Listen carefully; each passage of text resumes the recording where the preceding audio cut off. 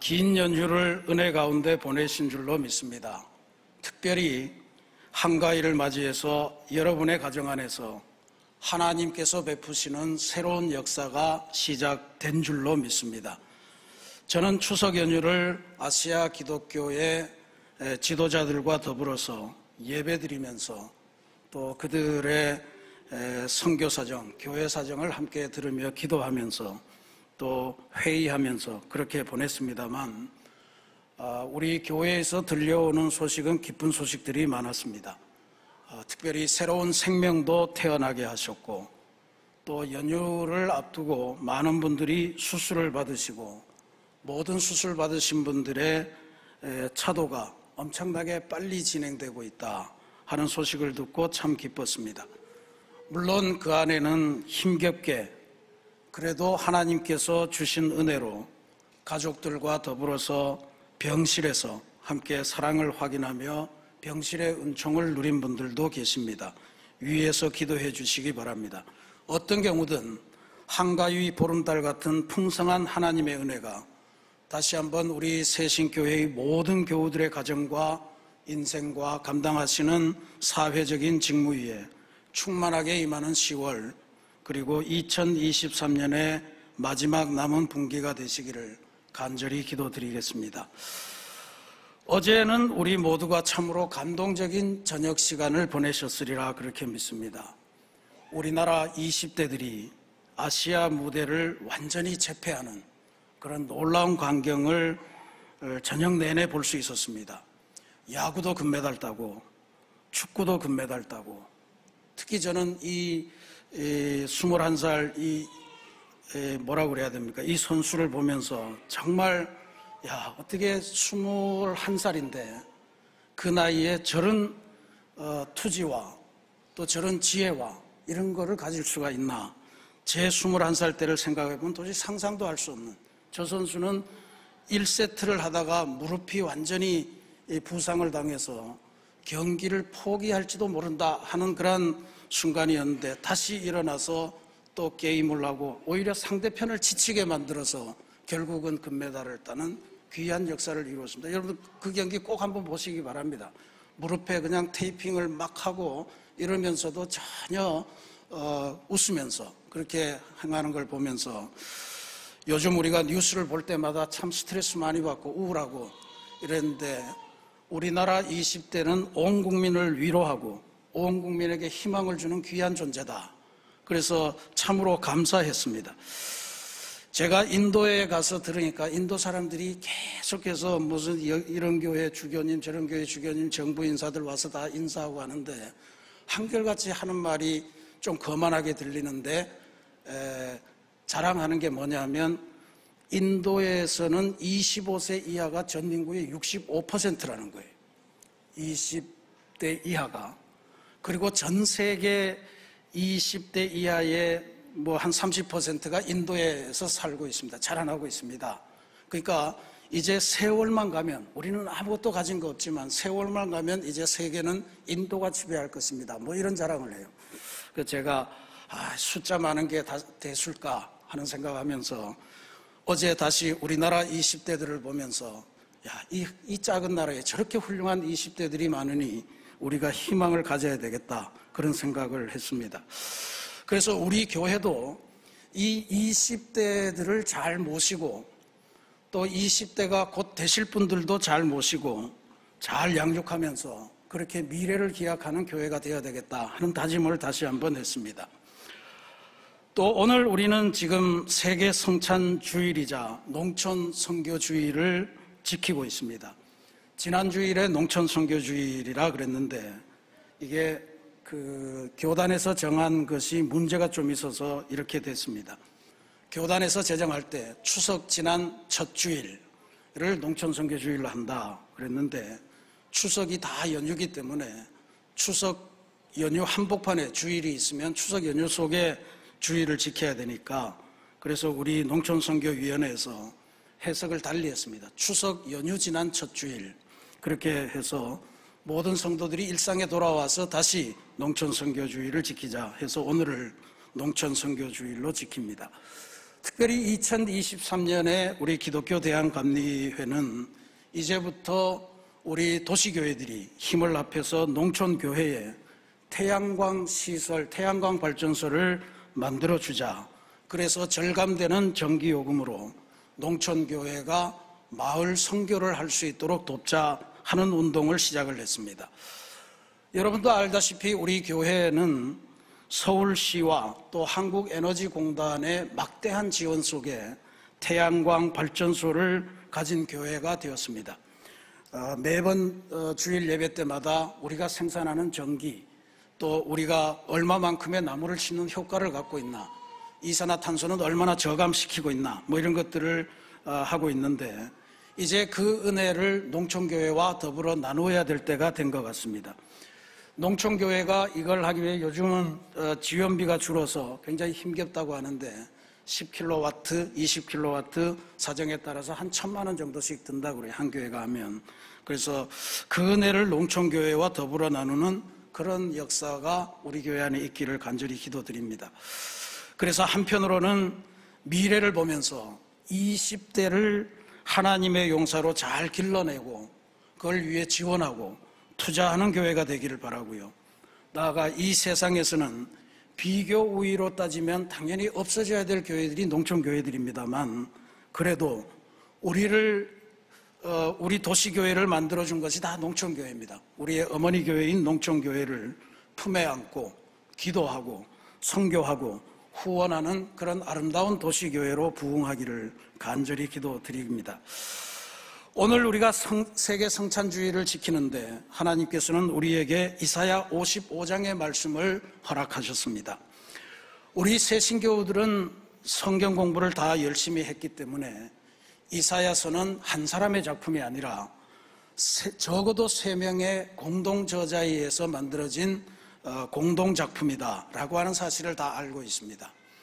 성경학자들은 1장부터 39장까지는 제1 이사야, 40장부터 55장까지는 제2 이사야, 56장부터 마지막 장인 66장까지는 제3 이사야라고 하는 이름으로 나누어서 부릅니다. 각각 시대의 배경은 제1 이사야는 이스라엘이 망하기 전에, 멸망하기 직전의 타락상, 그리고 그것을 향한 규탄, 뭐 이런 거가 주로 내용이 되고요. 제2 이사야는 이제 나라가 망하고 바벨론의 포로로 잡혀간 시기에 하나님께서 들려주신 위로와 희망의 말씀입니다. 그리고 제3 이사야는 포로에서 해방이 되어서 여기 70년 동안 버려두었더니 아주 황폐하게 된 고향 땅에 돌아와서 새로운 삶을 시작하는 이스라엘 백성을 향해 하나님께서 들려주신 말씀입니다. 그러니 오늘 우리가 봉독한 55장 말씀은 어디에 속하냐 하면 제2 이사야에 속하고 제2 이사야의 맨 마지막 장입니다.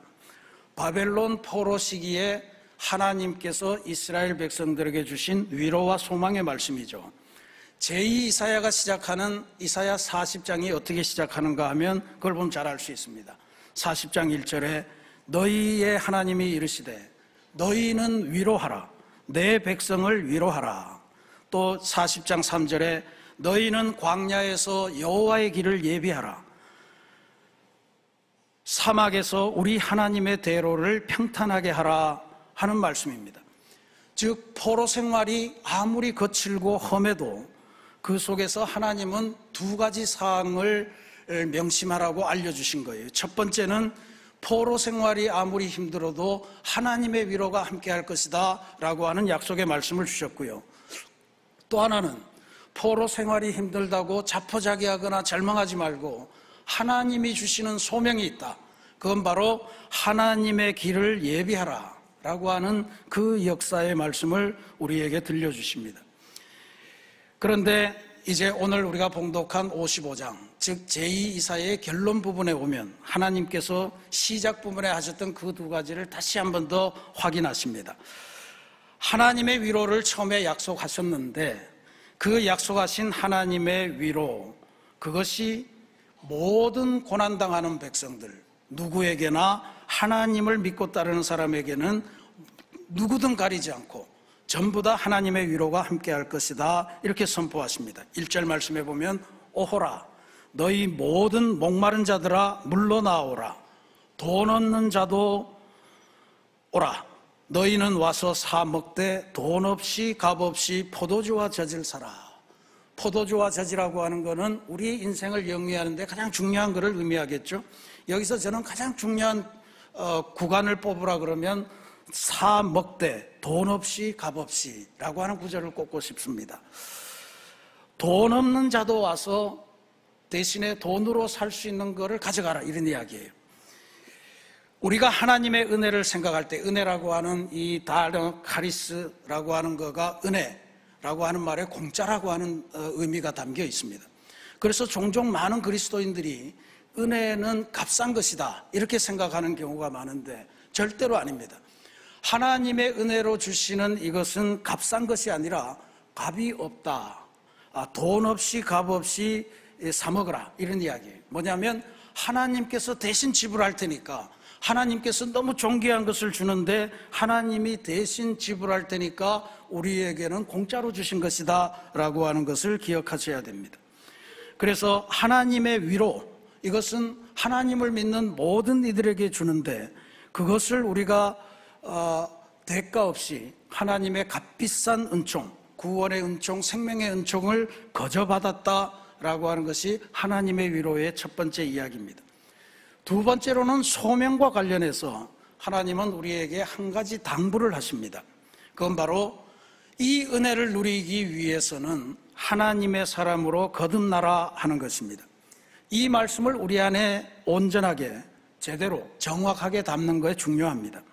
먼저 하나님께서는 우리 인생의 목표를 올바로 세우라 라고 하는 것을 우리들에게 당부하십니다. 2절 말씀에 너희가 어찌하여 양식이 아닌 것을 위하여 은을 달아주며 배부르게 하지 못할 것을 위하여 수고하느냐. 양식이 아닌 것을 위하여 은을 달아준다 라고 하는 것은, 은을 달아준다는 것은 사업을 한다, 장사를 한다는 의미예요. 그리고 수고한다는 것은 노동해서 일을 한다는 의미인데, 양식이 아닌 것을 위해서 혹은 배부르게 하지 못할 것을 위해서라고 하는 말을 잘 이해하셔야 됩니다. 이거는 하나님의 역사와 상관없이 우리들의 생존만을 위해서 살아가는 것을 위해 인생을 허비하지 말라는 말씀이 담겨 있어요. 어려운 이야기인데 이 말씀은 예수님의 말씀을 인용하면 이해하기가 쉽습니다. 예수님께서 산상수훈에서 이런 말씀을 하신 적이 있습니다. 그러므로 염려하여 이르기를 무엇을 먹을까, 무엇을 마실까, 무엇을 입을까 하지 말라. 이는 다 이방인들이 구하는 것이라. 너희는 먼저 그의 나라와 그의 의를 구하라. 그리하면 이 모든 것을 너희에게 더하시리라. 먹을 것, 마실 것, 입을 것이 필요 없다는 이야기가 아니에요. 다만 우리들의 인생을 먹을 것, 마실 것, 입을 것을 위해서 송두리째 다 갖다 바치지 말아라. 양식이 아닌 것을 위해 은을 달아주지 말고 배부르게 하지 못할 것을 위해 수고하지 말라는 말씀입니다. 하나님의 나라와 하나님의 의를 먼저 구하면 하나님께서 대신에 그 뒤에 것, 우리가 무엇을 먹고 무엇을 마시고 무엇을 입을까를 하나님이 책임지시겠다라고 하는 그런 약속의 말씀입니다. 하나님과 우리 사이의 역할 분담입니다. 우리는 하나님의 나라를 걱정하고 고민하고 그걸 구하고, 하나님은 우리의 삶을 책임지시는 것, 이것이 우리 그리스도인들에게 주어진 중요한 삶의 원칙이라 그렇게 말씀하시는 거예요. 제2 이사야도 바로 그 말씀을 우리들에게 전달하고 있습니다.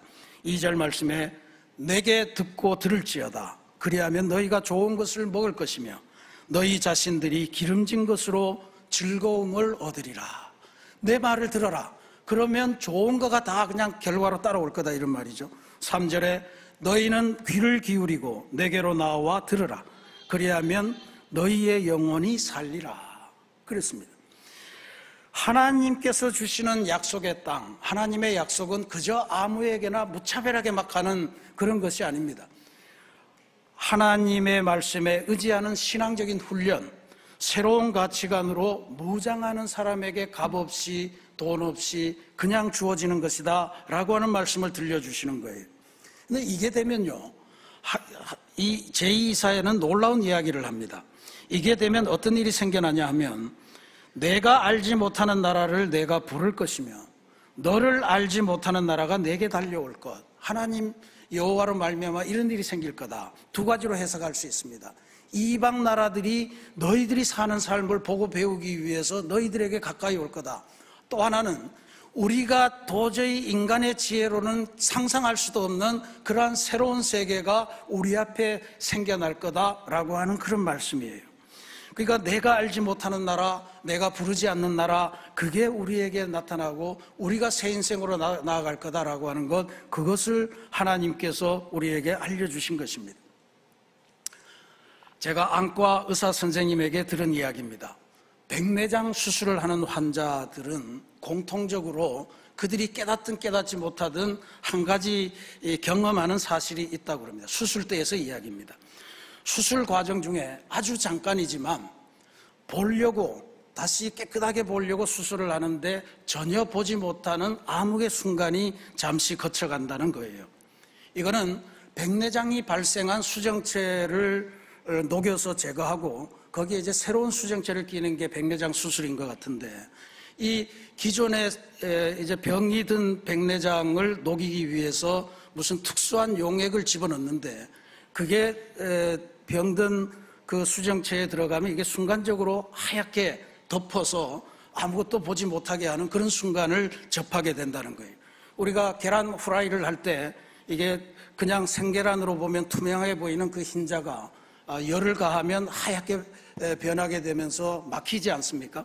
그것과 똑같은 현상이다, 그렇게 설명을 해 주셨습니다. 그래서 그 의사가 이제 그렇게 특수한 용액을 부어서 병든 수정체를 녹여가지고 그걸 살살 걷어내고 그 다음에 새로운 수정체를 갖다 끼우면 그때부터 시력이 이제 돌아오는 건데, 우리가 새로운 삶으로 나아간다는 것, 새로운 가치관으로 나아간다는 것도 이런 과정 비슷한 걸 거쳐야 됩니다. 병든 수정체, 그것을 하나님의 용액으로 녹이고 그것을 제거하고 하나님의 수정체로 갈아 끼는 작업, 이 작업을 우리가 거쳐가야 되는 것, 그게 반드시 필요하다는 거죠. 근데 이게 쉬운 일이 아니라는 거예요. 실제로 수많은 환자들 중에서도 의사 선생님들에게 막 항의를 하는 그런 사람들이 많대요. 나는 보려고 수술을 하는데 네가 왜 내 눈을 더 안 보이게 만드냐, 뭐 이런 항의를 하고 막 절망감에 시달리기도, 아주 잠깐인데도 그런 일들이 많이 생긴다고 그럽니다. 근데 실제로 수술대에서 백내장 수술을 받는 환자가 할 수 있는 건 아무것도 없습니다. 그런다고 그걸 떼버리고 그러면 안 되는 거죠. 기다리면서 의사의 이야기에 철저하게 수동적으로 의사의 지시를 따라가면서 한 걸음 한 걸음 의사가 맞추어주는 시력, 그리고 그것을 조금씩 회복해 나가는 그런 과정을 밟아야 됩니다. 우리의 인생이 바뀌는 것도 마찬가지입니다. 하나님의 수술대 위에서 우리가 누워서 우리의 고집을 세고 이거 해주세요 저거 해주세요가 아니고, 하나님의 수술대 위에 누워서 하나님의 지시하시는 대로 하나님께서 갈아 끼시는 그 가치관, 이것을 우리의 몸에 새롭게 갈아 낄 때 그제서야 비로소 새로운 인간이 태어난다라고 하는 그 진리를 배웠습니다.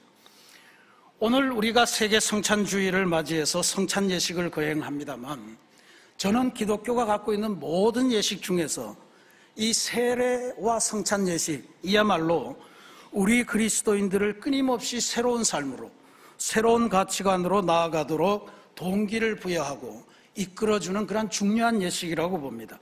오늘날 개신교회가 성찬식을 너무 자주 안 하는 문제가 있기 때문에 이게 생소할 수도 있습니다만, 우리는 이 성찬식을 굉장히 귀중하게 여겨야 됩니다. 그리스도인에게 가장 중요한 예식이고, 우리의 몸을 그리스도의 몸으로 갈아 끼우는 과정이에요. 우리의 가치관을 그리스도의 가치관으로 새롭게 교체하는 그러한 능력을 지닌 예식인 줄 믿으시고 이 예식에 참여하시기 바랍니다. 사도 바울은 우리가 예수 믿고 변화되는 것을 이런 고백으로 한 적이 있어요. 내가 그리스도와 함께 십자가에 못 박혔나니 그런즉 이제는 내가 사는 것이 아니요 내 안에 그리스도께서 사시는 것이라. 이제 나는 새로운 존재로 변화되었다라고 하는 놀라운 고백을 그렇게 한 줄로 믿습니다. 사랑하는 우리 새신교회 성도 여러분, 오늘 성찬 예식을 통해서 여러분 안에 그리스도의 생명이 스며드는 귀하고 은혜로운 체험을 하시기를 부탁드립니다.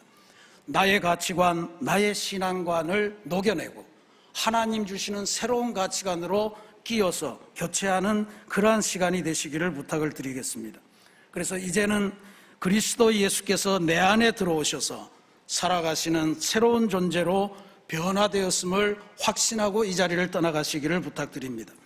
그래서 이제는 우리가 세상 살면서도 예수님의 시선으로 세상을 보고 예수님의 마음으로 이웃을 대하고 예수님의 가치관을 갖고 새로운 삶의 목표를 정하고 나아가시는 귀한 변화, 우리의 영혼이 새롭게 살아나는 그러한 은혜로운 식탁의 체험이 되시기를 주님의 이름으로 축원합니다.